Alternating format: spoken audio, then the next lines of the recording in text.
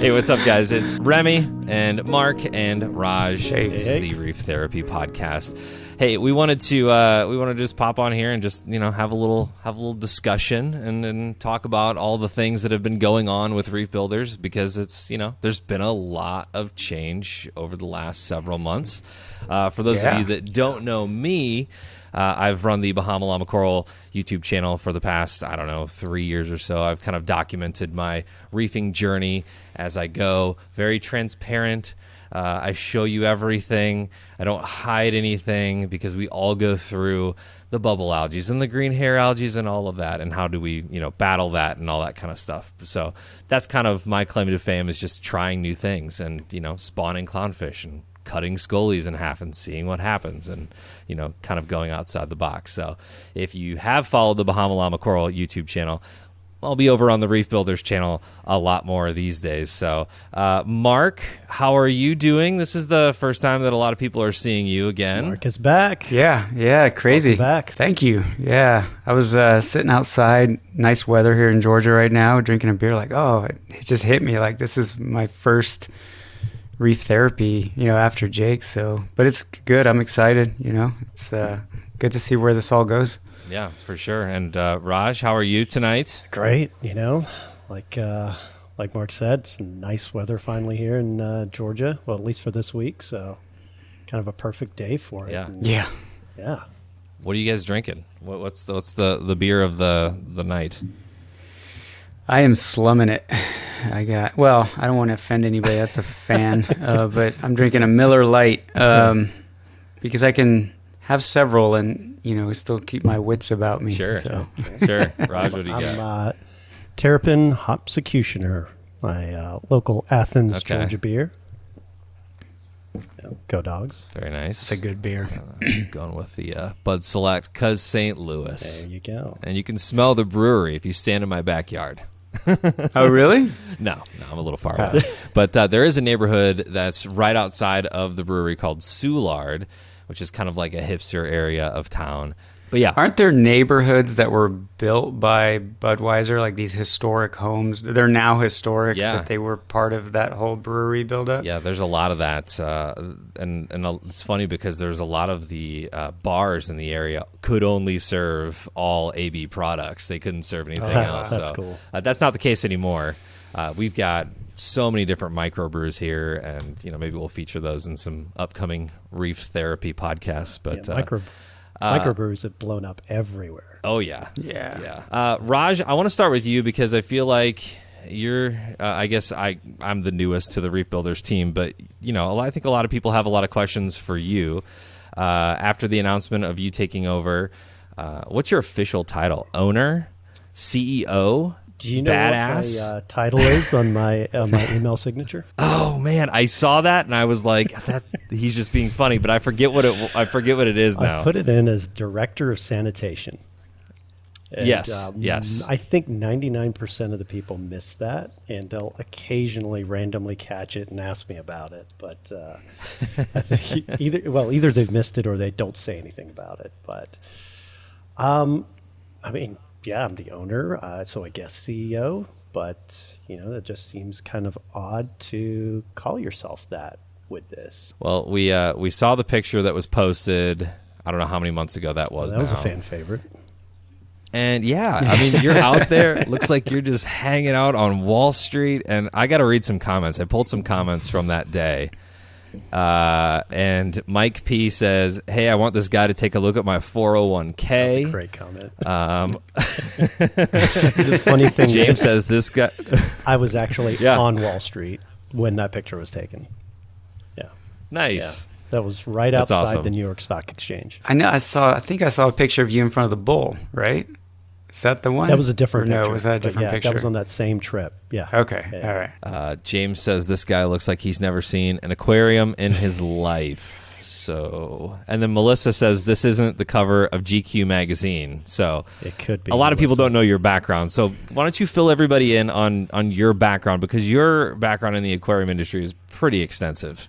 A little bit. I am co-owner of a company called MRC. We started off with just hobby gear, and we've really taken it to the next level. And do a lot of work in the public aquarium space. So very, very large aquariums there, and then the high-end consumer market. I've been doing that for, well, really long time. Longer than I care to admit. Kind of ages me a bit. Not that, these grays are helping at all, but... So what's your favorite, like, you said you were in the hobbyist, like, consumer market for a while. Do you have a favorite kind of reef tank, a favorite niche within the reefing hobby that kind of tickles your fancy? Yeah, that's funny because reef tanks have changed so much over the years. And my first reef tank was in college, and that was in the late 90s. And it was a mixed reef. Not a super successful mixed reef, but a mixed reef. And it was funny. At that point, I really didn't care for SPS. I wanted corals that moved. Movement was a big thing for me. And I loved colors. I loved fish. And so trying to get that balance between the two was always that dream. Which then, later as I got more into the hobby, got out of college and actually was able to do a decent size aquarium, did a full mixed reef with all SPS and LPS and softies. And my home tank at that point was 10 foot by 3 by 3. Had 168 fish in there and fully slammed out with corals. Dang. Yeah, it was a busy tank. So how's your tank now? Well, I took it down for a kitchen remodel. Yeah, the wife won that one. But I kind of owed it because when I was first putting that tank in, I described it maybe just a touch smaller, and it was only going to be 2 feet wide. And I figured there's no way she's going to know the difference between 2 feet and 3 feet. It's just not going to look that much different. And so I had the install scheduled when she was going out. And when she went out, the crew came in, started putting holes in the floor. It was obviously a tank that size, being on the second floor, needed some reinforcement. And steel beams went in. I knew as soon as the holes were there, it was going to be too late. Anyway, and tank goes in. And, for years, she just commented. She's like, wow, that makes the house look just a little bit smaller than I thought. And it just never picked up that the tank was actually bigger. But it was great. That's awesome. And you said you have a new office tank that you're going to be now setting up here soon? Now setting up the new office tank, and I'm kind of excited about that because that's really my favorite part. I love designing the aquarium, getting the equipment sorted out, planning everything, plumbing it all up. That's my favorite part. It's all the gear. I'm a gearhead. The build is the funnest part. Yeah. I think, it's like when things are just growing, it's like, okay. Yeah, I think that's why people set up other tanks, right? Because it's like you just want to relive the build. Yeah, and that's why my and job is kind of cool because I just get to design and build over and over and over again, and I don't have to maintain them. I just, after I'm done, kind of walk away, and that's somebody else's problem. You probably know Nick Tiemans, right, from Infinity Aquariums in California. Amazing work. He puts out some amazing tanks, and I feel like a lot of what they do is maintenance work on those tanks that they've also installed. A lot of it is kind of like a set it and forget it, but I mean, putting aquariums in multi-million-dollar homes has to be just like so cool to step away from and be like, yeah, I did that, and so I always think of those big tanks. Although and if Nick is watching this, not a huge fan of the coral inserts. Not a huge fan. This isn't tanked. Let's go. Calling out Nick. Ooh. I think I gave him crap for that before. So I'm sure you deal with this, Raj. I was talking to Chris Cap, during Restock, wearing his shirt, by the way. There you go. Yeah, it's covered. But he was just talking about like their super wealthy clients. They're not used to hearing no. Yeah. And so, it was interesting. I never thought about that. I'm like, oh, how fun would it be to put in like put in and maintain an aquarium for, somebody famous or something like that. But then I didn't think about the fact that your customer is somebody who's not used to the answer no. They're like, well, I want an octopus. I want a shark. I want live coral. And you're like, no, that doesn't work together. So I was thinking about your guy in LA. I think he's in Los Angeles, right? I wonder how much he deals with that, where he has to let them down easy. Like, that's not possible. Yeah. I think he said one of his first maintenance accounts was in Chicago, and it was Michael Jordan's house. Oh, wow. Can you imagine telling Michael Jordan no?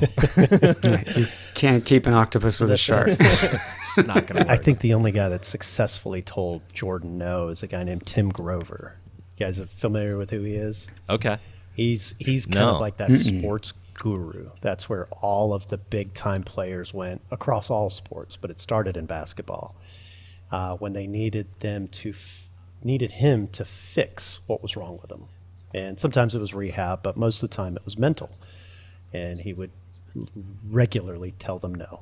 And just reading his book was the book called Relentless. And he talks about all of that and how these people are not used to hearing no, and they don't take to it very well. But he pulled it off. But yeah, to your point, it's not as fun as you would think. That the charm wears off really, really quickly when you have to entertain, because you have to entertain the request, right? You can't just say no. Yeah. I'll remember that when I throw out some really wacky ideas to you in the future. He's just saying he's entertaining me right now. Just remember, I have a lot of experience saying no in many different ways.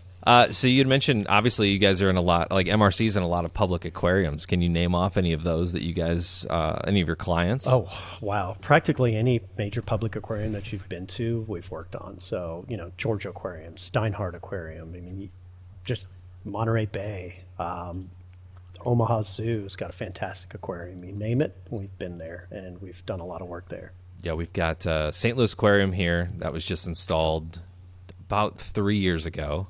And we were talking before we started. They opened up on Christmas Day, 2019. So they were open all of maybe 3 weeks before they had to shut down again.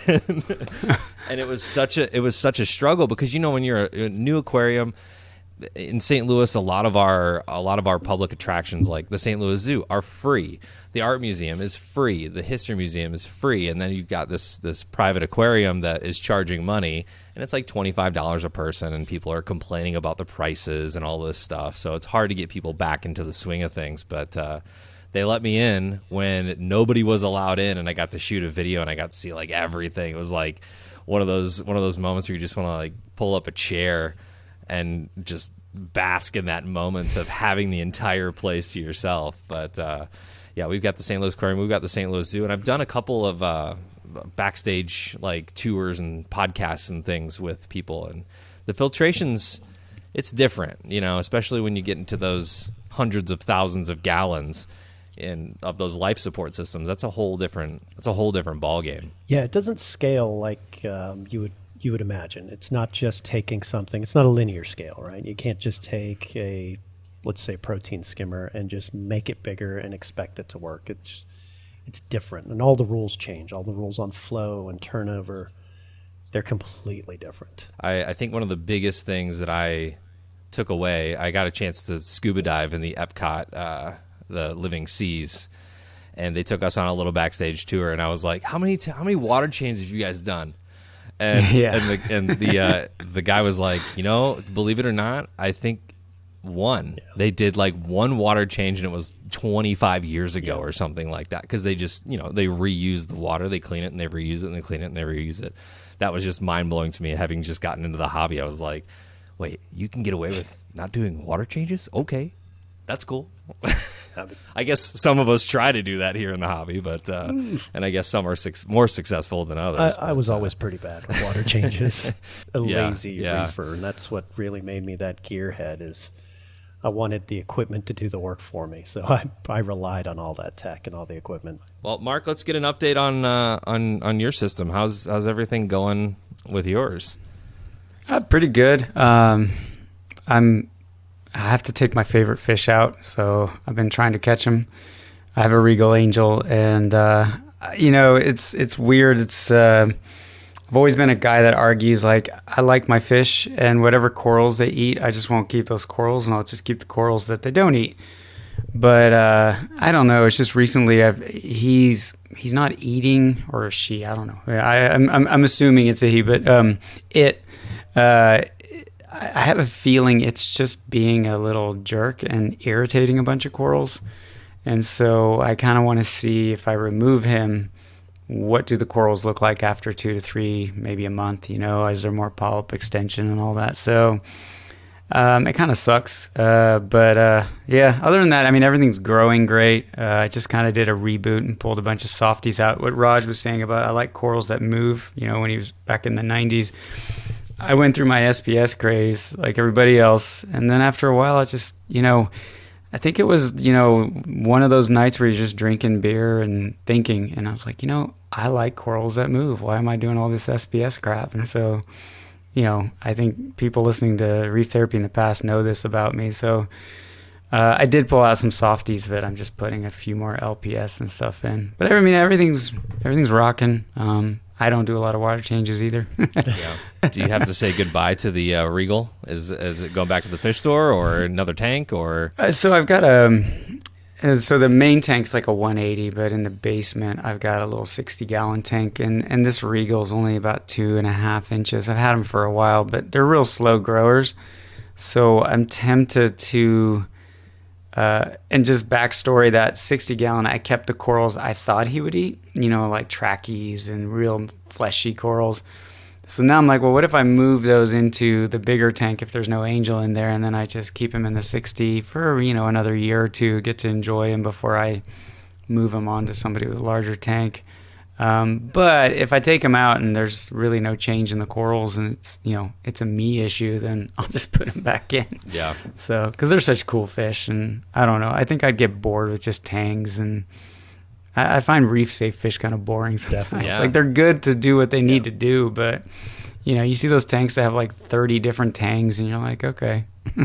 Yeah, I was just at a couple tank tours that I did just recently, and the flame angel is such a beautiful pygmy angelfish, and the coral beauty, and you always hear reef safe with caution or whatever, and these guys are just throwing them in their tanks, and if they're eating, if they're nipping at stuff, it's not evident. You know what I mean? One of my favorite fish is the emperor angel, and I think I wish that angel fish would stay in that juvenile state for a long time, because the patterns on those things are just the juvie emperors. Oh yeah, and the queens and the half moon, they all kind of have that the black and white and blue kind of swirly pattern on them. I kind of wish they kept that, but I did have an emperor that I raised up into that weird phase where it's kind of striped and swirly at the same time, and then I had to do a tank breakdown and send him back off to the LFS, but that was kind of depressing. But there are such beautiful fish, that's for sure. If you get the room for them,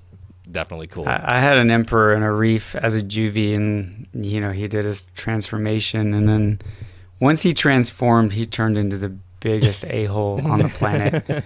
It wasn't even what corals he ate. I put up with that, but he was like, I don't know. I mean, if anybody that's in the freshwater, like Central Americans, like cichlids are jerks, but Central American cichlids, like the red devil, they call it a red devil for a reason. Mm-hmm. They're like uber jerks. He turned into like a Central American cichlid where he just, like, all the fish were on one side of the tank. Like, please don't beat on me, beat on him, like it was bad. Yeah. So I, luckily I had a friend with a 400-gallon tank, and he took them. But, yeah, I've done that. I have a flame angel now. He's pretty well behaved. Most of those guys are pretty decent, but the ones I've always had. Yeah, I don't know. I love angels. The ones the flame angels, they've always been jerks. Yeah, they can be. They start to pester the little guys in the tank, right?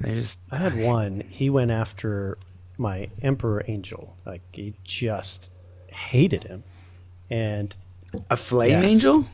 He started eating him alive. Like, started taking flesh from his side. And I had to get that guy out. And this was in the 10-foot reef. God, it was so difficult. But finally got him out, and my big angel was okay. He recovered, but the guy was a big time jerk. I don't know who ended up with him. So sorry. That's crazy. In a 10-foot tank, that pygmy went cannibal on an emperor. That's a hardcore flame angel. Jeez. Yeah.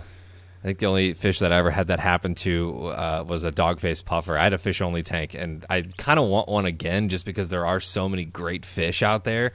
But I had a dog-faced puffer, and, it was feeding frenzy time, and he just, took the back half off of a chalk bass. And this chalk bass is just, swimming without a tail all of a sudden. I was like, well, finish him off. At least put him out of his misery. Finish him. Have your treat, I guess. I just set up this 10-gallon tank for two clownfish, my two first successful clownfish spawns, Uno and Dos. And it's a 10-gallon tank. They're in there, and one Chicago sunburst that I got from a buddy. Oh, nice. And it is the best tank. I love this tank so much. It's not only easy to take care of, but the fact that this nem is just spreading out. It's just getting so big. I can't wait for it to split and just for them, to have multiple 3 or 4 different anemones in there. It's not always the most expensive, the most complex systems that really bring the most joy, I think. So if you're listening and you've just, got enough money for a 10-gallon tank, something simple like that, spend your money on a nice $100, $200, $300 nem and a couple of clownfish and just watch it. Just watch it work. So and lots of MRC gear. Don't listen to them. Yeah, I need no MRC gear down here, but it would be a fun overkill video, I would say. I'm sorry, you're not coming through it. I can't hear you. Oh. I was like, are you really having technical difficulties right now? Well, I as we transition here, I just kind of want to, Raj, I want to ask you, so, I think a lot of people have applauded the first decisions that you've made with who you've brought on. It's like the all-star team of the who's who of reef keepers and knowledge in this industry. What's the vision for Reef Builders? What do you see in the future? What can you let us in on? That kind of thing. Well, I'm glad it was well received. I wanted to bring that old school knowledge back and really get it out there. But I also wanted to get, so some things that are going to be coming up now is stuff that they wrote maybe 20 years ago. How does that change now? What are their thoughts on those exact same subjects now that we have more experience, we have more knowledge? I think that's going to be super, super interesting. And I tried to get a mix of people that have just different experiences and different reach, providing content with stuff that you don't normally see. Some great behind the scenes looks at some of these big exclusive aquarium builds that are going on, some public aquarium stuff, a lot of cool DIY projects. There's a lot. And there's some contributors that are going to be coming online that haven't been announced. So lots to look forward to. You mentioned going back 20 years and reading some of those articles and those studies that they've done in the past. The one thing that I've noticed over all these different tank tours and super successful reef keepers is that halides have kind of just stuck around and almost had a resurgence over the past 3 or 4 years. Yeah.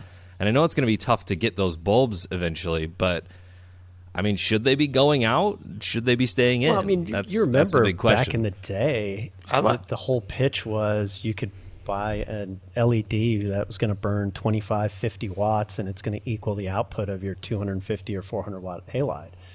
We now know that that's not the case. And so, now with the power difference going away, there's obviously other benefits and other things that people are looking at. So it's going to be really interesting to see what happens. There's a lot of talk about halides again. Man, I don't know who said it at Reef Stock. Maybe it was Rich Ross, but he said halides, or somebody said halides are like the vinyl records, are to reef keeping what vinyl records are to music, where LEDs are like digital music, are way more convenient, and you can do a lot more with them.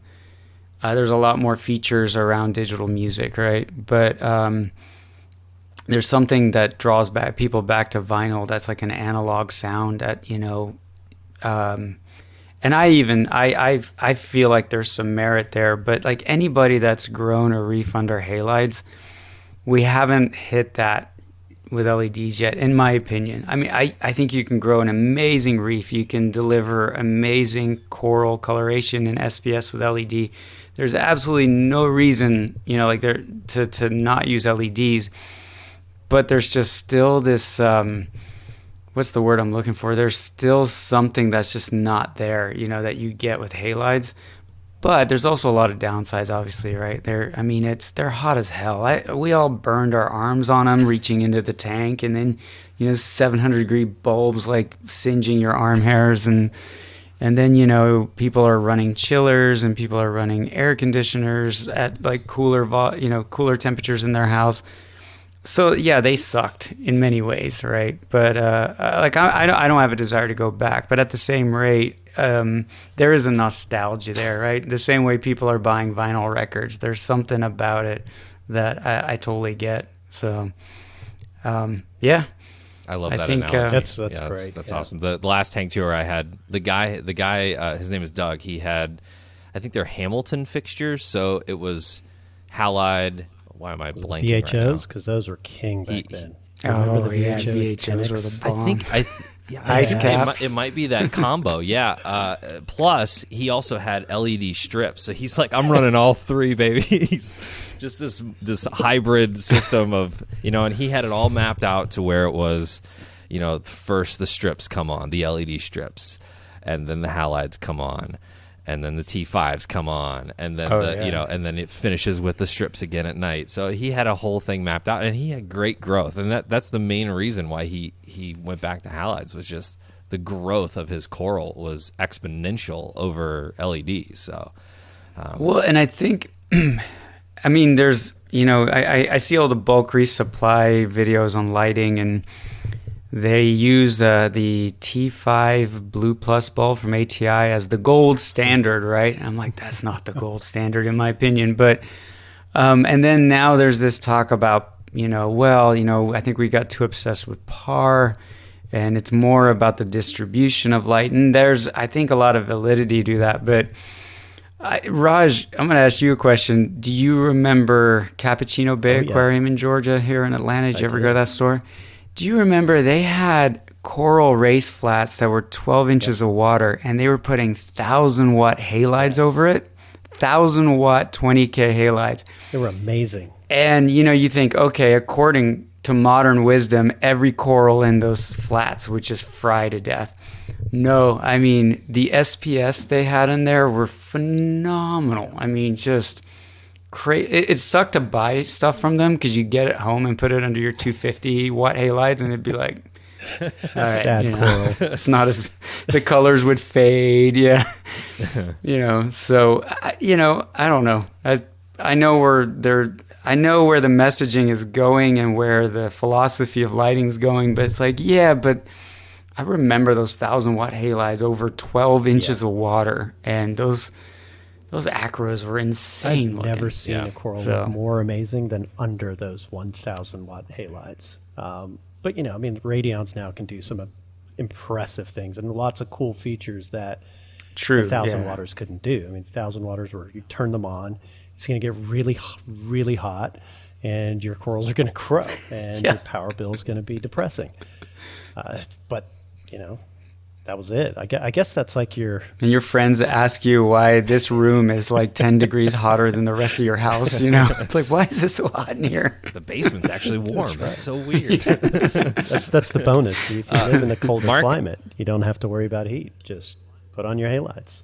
Mark, I actually have a question for you, and it is, now that you've got the CEO of Reef Builders in front of you, is there anything that over the years you've noticed that you'd like to change or that you would like to see in the future?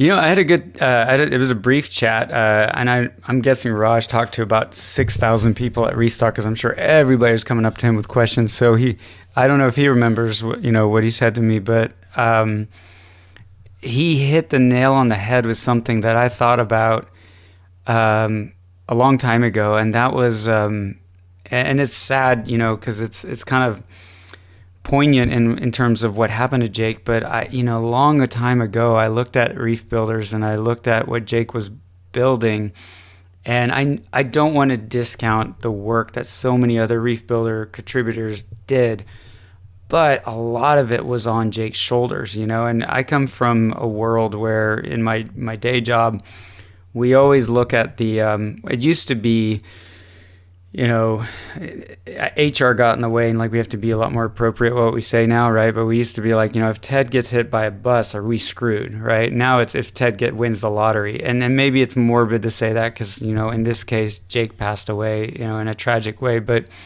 I always had that fear of like, well, if something happens to Jake, what happens to Reef Builders? And this is sort of where my brain went when Jake passed away, right? And why I kind of disappear, because I was like, well, it's over. Jake's gone, you know? And again, I don't mean to discredit Evan or Jeremy and all the hard work that they did in, but it's just the soul of Reef Builders was Jake. And what I loved about what Raj is doing is he's bringing all of these, in my opinion, I'm going to use the term heavyweights, like people that have contributed a lot to the hobby, a diversity of opinion. And so now it's like it's resting on the shoulders. I mean, obviously Raj, it's resting on his shoulders, but it's from a contribution level and content level, it's resting on so many other people's shoulders, including you, right? And so I think that diversity of opinion is great, right? And something that Raj says is, you know, there were people that disagreed with Jake, you know, I mean, they liked him and they respected him, but now you have this diversity of opinion where you can say, well, I kind of don't agree with that guy, but I do agree with that guy, you know? So you have that. And I think it's that having that larger team presence is really going to carry Reef Builders forward. And it kind of addressed that weakness that Reef Builders had of like, hey, you know, Jake was like the face of Reef Builders, but, you know, I wish he had never passed away, but like, you know, there was, even he and I had discussions of like, well, if you quit, like if you decide to like, I'm going to go get, you know, cause he and I used to joke about when we retire, getting a sailboat, liveaboard sailboat, and starting a new YouTube channel where we just go to every island that has like a rare endemic angelfish and then just documenting it. Like, okay, we're in Ascension Island here. Okay, guys, we're going to, you know, and that was going to be our like retirement thing. I don't think the wives were necessarily on board with that yet, but it was like, you know, if Jake decides like, I'm going to go do something else, what would have happened, you know? And so I literally thought, oh shit, you know, this is it for Reef Builders. I don't know what it's going to turn into after this. And then when Raj bought it, I was like, oh, okay, I know Raj. He's a cool dude. And he was a friend of Jake's. And then he started announcing all these great people. And I was like, okay, I think this is great. Like, this is the best possible outcome, you know? So yeah, long story long to answer your question. That was what I would have wanted to see. And that's what I'm seeing. Right. So. Yeah, I feel a massive amount of imposter syndrome. I got to say that right now. But I think I always did with Jake, man. It was like he had this studio, and then he was like, let's do a podcast, and then like I was like, everybody's gonna be like, who the hell is this dude? You know? Everybody did with Jake. And then it's like, yeah. And I think we all have that one story of when Jake called us out. Or at least put us in our place, and for me it was with the Weeping Willow leather. And I don't know if anybody saw the video that I posted. I think it was one of my last couple that I posted on the Llama channel, but I actually have the receipts, the email receipts of me asking, hey, I think I might have just purchased like a Weeping Willow or something similar to what you've got in your tank.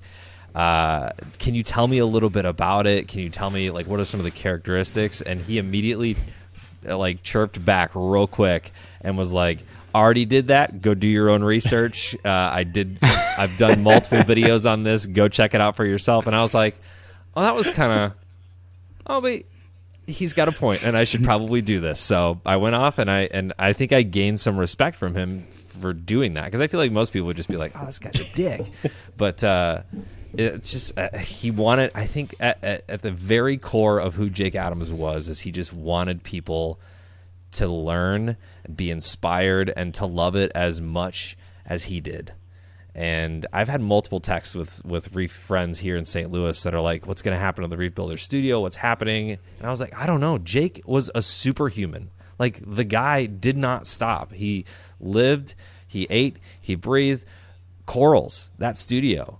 It's just, and you're right. I do like that there's going to be a little bit of diversity and opinion and all of that stuff with, you know, how the reefbuilders.com is going to go. But yeah, there's a hole. Well, and you don't want to preserve and honor it in a static state. You want it to, I don't want to speak for Raj, of course, but like, you want it to get even bigger and better, right? You want it to grow and be beyond that. And that's the potential I see now of all of these people that I respect and admire, that I feel like I could learn something from, all being, members and contributing to the Reef Builders project. To me is awesome, because I was sitting there thinking like, who's the one guy that could replace Jake? And I was like, nobody, I really felt that way. But then, it's like, well, no, it's like you've got the Marvel, Avenger team assembling. It's like, okay, yeah, that'll work, I'm definitely AntMan, Definitely AntMan. You nailed it. Nobody can replace Jake, and nobody's going to try to replace Jake. All we can do is honor his legacy. And there were things that Jake wanted to do. Yeah. And there's only so much he could do himself. And that's one of my goals now, is to make sure that we do everything we can to make some of his ideas, to bring them into fruition, to at least explore them, go down those paths and see where they take us. And one of us can't do it. It's going to take a team of people, and it's going to take a lot of support. But I'm excited to see where it goes. One of my crazy ideas. Yeah. One of my crazy ideas to Raj when we first initially talked was, okay, the name is Reef Builders. We're all building reefs in our house and in our basements or in our fish rooms or whatever. But how much more could we actually go out and do some community service and go outplant some corals on the reef? And, that's more of a worldwide thing. That, I think, brings this from, and I know that there's the Australia, reef stock and all that, but this is a worldwide thing. Coral dying on the reefs and all of that stuff it affects us all. And I feel like if there's one thing that Reef Builders can do is unite people in the hobby, but also unite people around the world that just want to see the reef survive. If there's anything we can do, make those trips available to people, let people know where they can volunteer, those kinds of things. I think that's a huge factor that could play a role in the future too. Yeah, definitely. So you're going to start seeing a lot more of that, the education stuff. And it's going to be more so where you can get educated, where you can take these courses, positions that are available in this industry. Because there's a lot missing, I think. And it's tough for people that want to get into this hobby as a business or as a job, career, to really find that. And I think this platform's perfect for that. Just really connecting all those dots. Yeah. I mean, I said this, I think, early on in Reef Therapy, that I went and got my biology degree, right? You're a freshman in college, and you're like, oh, what are you going to major in? I'm like, well, what do I like? And at that time, I was an aquarium nerd, and it's like, oh, I'll do biology, right? And but then in the 90s, 95 to 99 was when I was in college, there was no real way to make money, I thought, in the hobby, right? My brain was like, oh, there's no way to do this. And then, I worked with some marine biologists that were like waiting tables at night to pay the bills. And I thought, shit, I'm going to graduate with student loans. What am I going to do? And I chose a different path after college, but I never had the crystal ball to see, what Jake did with Reef Builders, what Raj did with MRC, and I thought, oh wait, there is a way to have a career in this hobby, but so what Raj, what you said is great, because I hope there's a kid like me, like that's a freshman in college, that's like, hey, I really like this and I'd like to turn this into a career, but see where those opportunities lie, right? Yeah, it's nobody could have predicted YouTube and social media and, Yeah, that's where we really have to give it up for. Yeah, I mean, even like for Ryan and Jake, like they were early, and gosh, I mean, imagine that idea that, hey, I'm gonna make a business out of just talking about aquariums. That still sounds crazy to me. When he was like, I'm going to build this studio in this warehouse next to a brewery, I was like, what? It's like, yeah, I need a place to make YouTube content. I'm like, what? And then now it's like, oh, I get it. Yeah, that's brilliant. Yeah, that's one of the main struggles is that as a YouTuber, there would be companies that would send me things, and I have 3 tanks. You gotta have multiple vessels that you can test things on, and you can put products on. You can show people how they work or how they don't work, and I think that's where when I remember, like, it's funny because we were at the Reef Builders studio at Reef Stock, which, by the way, perfect location next to a brewery. Come on, yeah. That was amazing. Just pop on over. I'll take that. I wonder how many times he was over there in a day. But I remember going through the entire chronological order of each tank and when it was placed and where it went and what the plan was for it and all that kind of stuff. It's just story binds us all, and I feel like he did such a great job. And you become bonded with YouTubers and with their pets. I mean, the amount of people that have followed my 2 clownfish, Uno and Dos, is crazy. I get people that ask me about them all the time, and they're just clownfish, And they're just the 2 that survived out of hundreds, you know what I mean? But it's the stories that bind us, Yeah, I remember my dad. He was early with this idea. Talked about, you should do a blog about your aquarium. And I was so mean to the guy. So I was like, nobody wants to read a stupid blog about my stupid aquarium. And now that's a thing. And I don't know if there's much worse than telling your dad that, oh yeah, you were right, I'm wrong. Yeah. Yeah. Yeah. Yeah. It's social media is still weird to me because you walked up to me, Remy, at the Reef Stock, and you're like, hey, and it's like, we've never met, but I've watched all your videos, so I feel like I know you, but I don't. Yeah. Like we've never talked, but it's like, oh yeah. And it's like, oh yeah, I just watched where you donated a weeping willow, I believe, to the Shed Aquarium, if I got that right. Yeah. I was like, yeah, I just watched that. And it's like, yeah, I know. And it's like, oh, I know you, but I don't. And then I had people walking up to me in the same way, and it's just this weird, you have connections with people that you've never met, But the upside is like, oh, you're like, oh, I can get along with that guy because, I like what he likes, and it's still weird. I mean, when we started Reef Therapy, I remember thinking well, he would always call me, so I thought, okay, you just want to turn our phone calls into a podcast. I'm like, this is gonna be ridiculous, And then I think one of the first episodes, somebody was like, who's this guy? Like, why are we staring at his couch? Why isn't he in front of a freaking aquarium? And I'm like, all right, man, I got 2 small kids. I can go upstairs in front of my aquarium and you're going to have 2 kids running around and it's going to be chaos, And then it was years later, somebody, when I think it was the Rapping with Reef Bum, somebody was like, I miss that couch. And it's it's just this crazy, it's so, I can't wrap my head around it. I'm still stuck in the 90s, I think, in my head sometimes. So I've had a little bit of practice with radio, being the day job. I started that 15 years ago, and it's even more weird when people come up to you and start noting certain things that you talked about on the air about your personal life and your family and things like that. But you just kind of learn to roll with it a little bit. So I guess it's a little bit of an advantage for me to meet people at conventions and things like that who I've never met before, but they've obviously seen me. But it is odd. The first couple times it happens, my mother-in-law does it all the time still. She's citing things from the show that, every single radio show that I do now is very much okay, we'll plan the whole thing. We got 4 hours of content. And then once those mics are off at the end of the day, purge. It's gone from my brain. It's like studying for a final in college where you just know it until the moment and then it's gone. It's exactly how radio is. So she'll cite things and she'll be like, oh, you were talking about falling down the stairs the other day. And I'm like, I don't remember any of this. I don't. So do you get it like where somebody walks up, are you used to more people knowing you from radio, and then when somebody starts talking reef, are you like, oh, okay?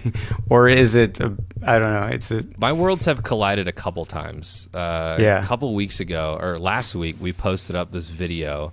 I don't know if you guys are familiar with the country singer Morgan Wallen, but if you pitch up his voice, he sounds exactly like Miley Cyrus. And so we posted this video on TikTok. And this thing has 5 million views randomly. Wow. But if you go to the comments section, it's like, is that the llama? Is the llama, is that you, Remy? Bahama Llama Coral? So that's happened. And there was a really fun moment when we were, so a lot of times we'll do these come along trips where we'll take listeners to, Sandals or whatever. We'll go on like a resort. So my wife and I will get a free trip, and we'll broadcast live from the beach for 4 days, and tell everybody to come to Sandals and all that. Are you taking notes, Raj? No, sounds that's really not coming through. I'm having audio difficulties again. So we're at this like welcome party that the Sandals staff is putting on, and there's just drums and trumpets and all this like saxophones and horns and everything, and it's really fun. And this guy comes up. And he's Bahamian. He comes up and he taps me on the shoulder and he goes, "Llama? Is that you?" And I was like, "Yes." And he introduced himself and he's like, "I'm a huge fan." He's grown up in the Bahamas. He lived there his entire life. And I was like, why the hell are you watching some random dude from St. Louis, the middle of the country, when you have a reef in your backyard? But yeah, that was a lot of fun, because then I was like, okay, international. That's pretty sweet. All right. It's not bad. Not bad. I've got a friend of mine that works down at the Florida aquarium. And he ended up on some reality show out in Norway because he's Norwegian. And they had this show where they go and they pluck people from all over the world that have Norwegian roots, and then they drop you back into Norway and you kind of retrace your ancestors.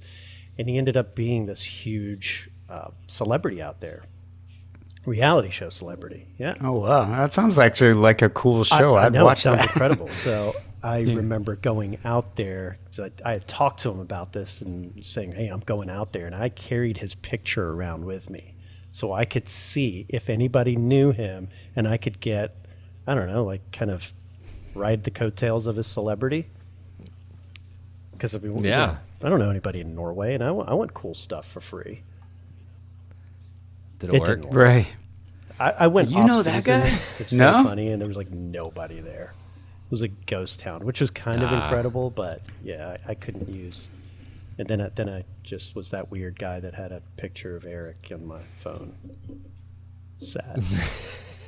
Because I work in, corporate America, and, this is a funny thing. It's like, they all were making fun of Raj for being like Wall Street. Like, I work for a Wall Street company, but I wear T-shirts and work from home. But I always want, like, I'm waiting for somebody at my corporate job to just stumble upon some reef therapy and be like, is that Mark? And just having that, like, so wait, you talk online about aquariums and just that. I mean, even my neighbor, it's like, oh, I got to go do this podcast. And it's like, wait, what? It's like, yeah, it's about aquariums. There's a market for that. Like if you're not in the aquarium world, you're like, dude, you have no idea. Yeah. Yeah. I'm sure there are countless stories about that. My hygienist the other day was like, your wife said you give talks at coral conferences. Is that a thing? I was like, yeah. And that's where I stopped. I just stopped because they put their hands in your mouth and you can't talk anyway. So that's true. Well, guys, Raj, I want to open it up. Did you want to say anything else before we? And I promise, in future reef therapies, we will like stick to fish and corals and things like aquariums and equipment and all that kind of stuff. I felt like this is one of those where, obviously wanted to say hello to Mark again and introduce everybody to Raj. And let Raj introduce himself. So is there anything you want to leave people with? I just want to thank everybody, thank all the fans for sticking with us and supporting what we're doing and supporting Jake's family. It's really, really, really important to us all. And tune in. Mark, any final words? No, I'm glad to see this continue, and I'm really excited for the future Reef Builders. I think Jake would be too, right? I mean, it's going to be exciting to see where things go, and I'm a consumer, right? Like I read the Reef Builders blog. That was the thing. It's like it's one of my favorites on my browser. It's where I go to in the morning, so. It's great that knowing that, Raj, picked it up and is going to keep it going. And, I think it's going to be fun, man. It's, I'm just genuinely excited. So, it was a tragic sequence of events that happened last fall, and there were a lot of question marks and there was a lot of confusion. And it's just nice to see like optimism or feel optimism, right? Yeah. That's a great feeling for something that you care about. So Raj, is that GoFundMe still up, or is there any way to, because Windsor, she's still going to be a part of this, correct? She is definitely a part of this, and we have put some things in motion that will take care of her and their little frag, which is coming along in perpetuity. That was something that was really, really important. And I think that GoFundMe is still live, but even just supporting Reef Builders and Reef Therapy and Reef Stock, it all trickles down to her and does help them. Yeah, I got a chance to meet her for the first time at Reef Stock Denver, and I cannot describe. She's the sweetest person in the world. Great. Like, never met her in person, and she like hugged me to start and was like, so great to meet you, and she's just so warm. And it's obviously tragic what happened, but she's going to be a great mom. I know that for sure. So, well, guys, thank you so much for hanging out, and I hope that everybody got a little bit got to know Raj a little bit better on this podcast. Yeah, sorry, I didn't wear my suit. Until next time. Next time. Than has that covered. Have that. You cannot That's take his market. Than's looks. Well, thanks, guys. We'll see you next time. Thanks, Remy.